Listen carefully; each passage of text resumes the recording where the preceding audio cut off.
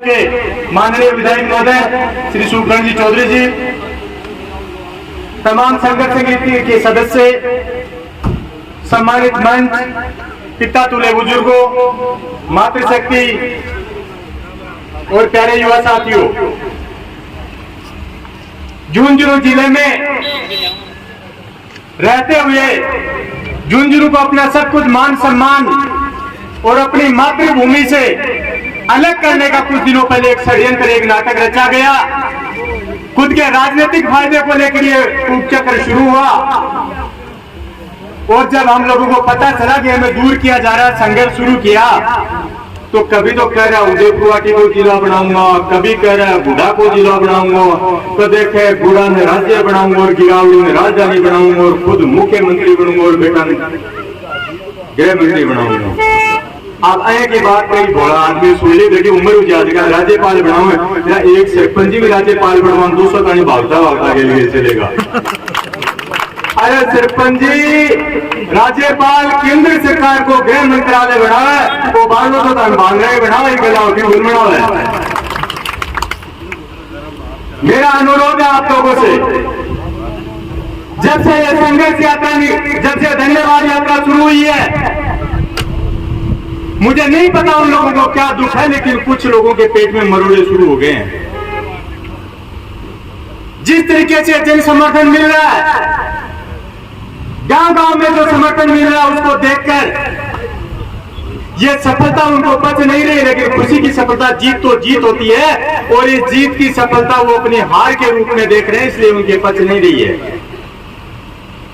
और जो लोग अलग अलग होने का एक नाटक रचे थे, वो भी सुनने में आ रहा है कि वापस एक जगह आ रहे हैं, क्योंकि आप लोग संगठित हो चुके हो, आप जीत चुके हो, आपके संघर्ष की जीत हो गई है, इसलिए उनको मजबूरन एक होना पड़ रहा है। कल मैं एक वीडियो देख रहा था एक नेताजी का, नए नए आए हैं और बहुत बढ़िया ज्ञान की बात बता रहे थे कि किसी समाज के लिए नहीं बोलना चाहिए। बहुत अच्छी बात है, किसी भी व्यक्तिगत विरोध को लेकर, राजनीतिक विरोध को लेकर किसी समाज को अपमानित करना पाप है, लेकिन मैं पूछना चाहता हूं उनसे कि एक बहुरूपिया आज से 4-5 साल पहले सीकर में जाके गया था कि मैं समाज की बहन बेटियों को भगा के ले जाऊंगा, उस दिन ये ज्ञान कहां चला गया था? समाज को बांटना एक किसी की हत्या करने के बराबर होता है।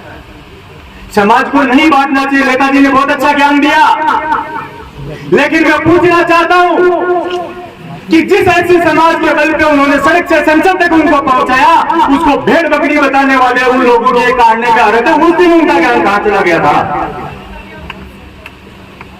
बात सही कह रहे हैं कि सामाजिक व्यवस्था बनी रहनी चाहिए, लेकिन कुछ समय पहले, लगभग 5 से 6 साल पहले उदयपुर में मोमडन और सैनी समाज के कुछ बच्चों के बीच में खेलते टाइम झगड़ा हो गया था, तो सैनी समाज के बच्चों को आतंकवादी बताने का कारनामा ये लोग कर रहे थे, उस दिन ये समाज कहां चला गया था?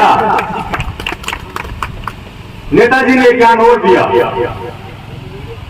कि कम से कम बच्चों को और परिवार को तो बख्श दो।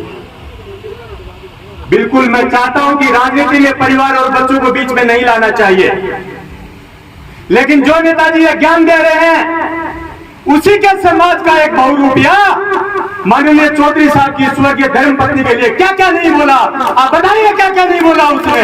उस दिन कहां चला गया था उसका ज्ञान? ये बात सच है कि बच्चे सभी के होते हैं, बच्चे अबोध होते हैं, बच्चे भगवान का रूप होते हैं, और कभी भी बच्चों को राजनीति में बीच में नहीं लाना चाहिए, चाहे व्यक्तिगत स्वार्थ हो, चाहे राजनीतिक स्वार्थ हो, चाहे सामाजिक स्वार्थ हो।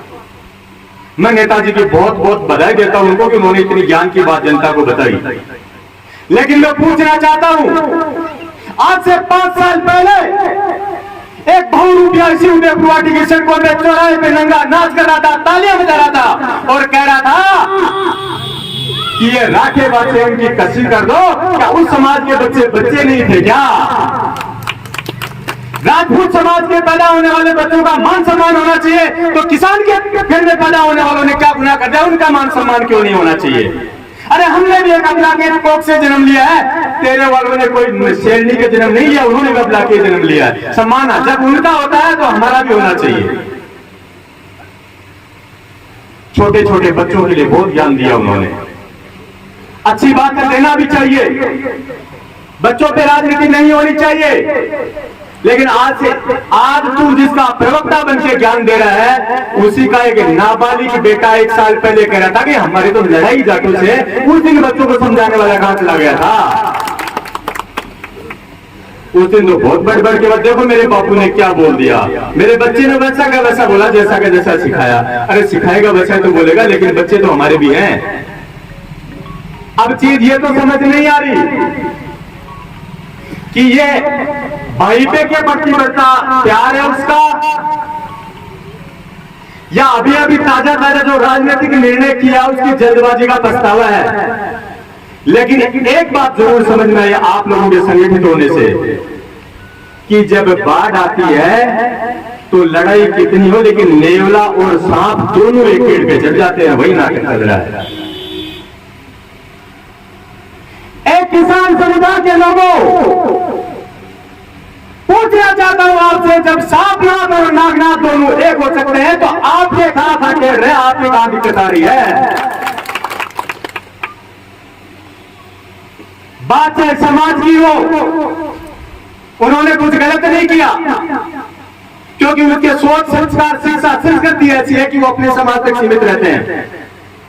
उन्होंने कहा कि यदि आज के बाद राजपूत समाज के लिए किसी ने एक बोला तो 4 सुनने के लिए तैयार रहना। आज मैं इस बाटीवार के पावन मेरा से कहना चाहता हूं, चुनौती देता हूं उनको कि आपने राजपूत समाज की बात की है, लेकिन मैं कहता हूं यदि 36 कौम के लिए किसी के भी बारे में इस तरह के शब्द बोलने के लिए भी जुबान निकाली तो जुबान खींच लेंगे। इतने कमजोर न समझना। आप और हम लोगों को 5 साल में क्या क्या नहीं झेलना पड़ा। गलती हर किसी से होती है, लेकिन गलती को सुधार कर लेता आदमी वो महान होता है। मेरा अनुरोध आप लोगों से कि जब वो लोग एक जगह इकट्ठे हो रहे हैं तो आप और हमको इकट्ठे होने में कोई दिक्कत नहीं, अपने व्यक्तिगत और वैचारिक लड़ाई अपने पास में रखेंगे। लेकिन जिस तरीके से आपने अपने बच्चों के भविष्य को लेकर एक लड़ाई लड़ी, एक जंग लड़ी और उसमें विजय प्राप्त की, इसका नतीजा है कि आज हम झुंझुनू में आज 18 में हैं। वरना तो देख लो उदयपुरवाटी थाने के सामने आज पता चेंज हो गया, वहां लिखा है थाना उदयपुरवाटी, जिला नीम का थाना। वो हालत यहां भी हो जाएगी।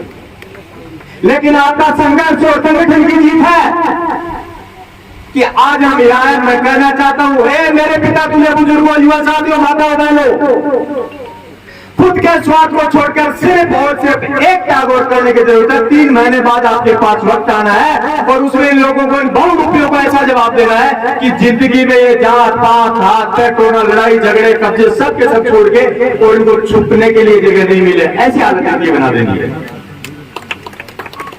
सभी लोग हाथ उठाकर इस चीज का विश्वास दिलाए कि जो एकता आपने 1 अप्रैल को गुड़ाकोट में दिखाई, वही आने वाले नवंबर महीने में भी दिखाएंगे। जोरदार हाथ उठा के बताएंगे, एक बार आश्वस्त करेंगे लोगों को। आप सब लोगों का बहुत बहुत धन्यवाद। भारत माता की, इंकलाब, वंदे